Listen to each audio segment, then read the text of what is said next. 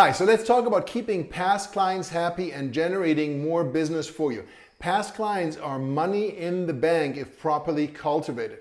So how do you cultivate past clients? It has to be a systematic approach. You need to set up a drip campaign literally for your past clients that includes all of these items that have to be done. I'm going to walk you through an example for a past client campaign for buyers.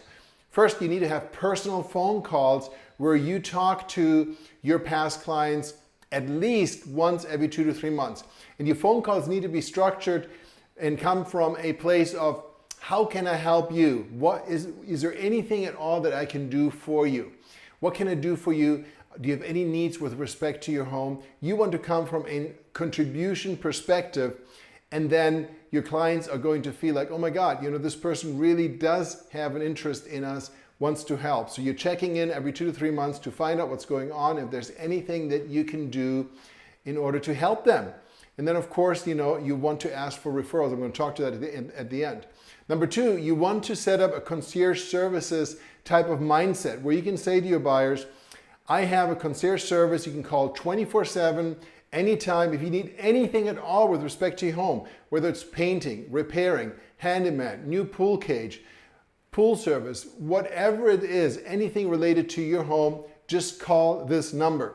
And I highly recommend you set up a service with an answering service like Ruby Receptionist, for example, where they will answer your phone 24/7 and handle issues appropriately. And if you want to take it one notch higher, you might even publish a small booklet that has information for your clients with resources and service providers and so forth.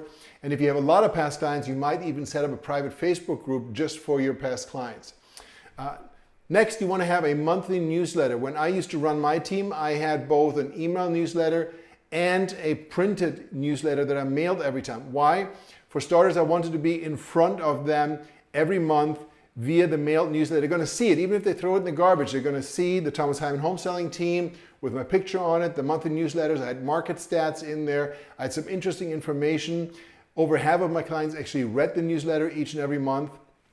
And then also I would email a newsletter. Some people don't check their emails, they ignore it. So this way, by getting them from both perspectives, you can make sure that they notice you every single month. So you don't want to be in front of them sometimes, you want to be in front of them consistently.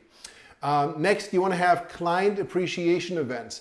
I suggest that you do one event every 6 months because not every one of your clients is going to join you. And depending on the size, you can use something like Eventbrite to have a larger event. Or if you just have a couple of dozen clients, then you do a smaller, more intimate event. But you want to have a client appreciation event twice a year. And you can even have those co-sponsored by a lender or by a title company. So it might not even cost you anything to put up these events. And last but not least, I would meet with them for lunch or coffee once a year at least. So you want to invite them to get together with them and have just a social one-on-one. And again, the purpose here is to create and maintain that relationship that you started to build during the home buying process.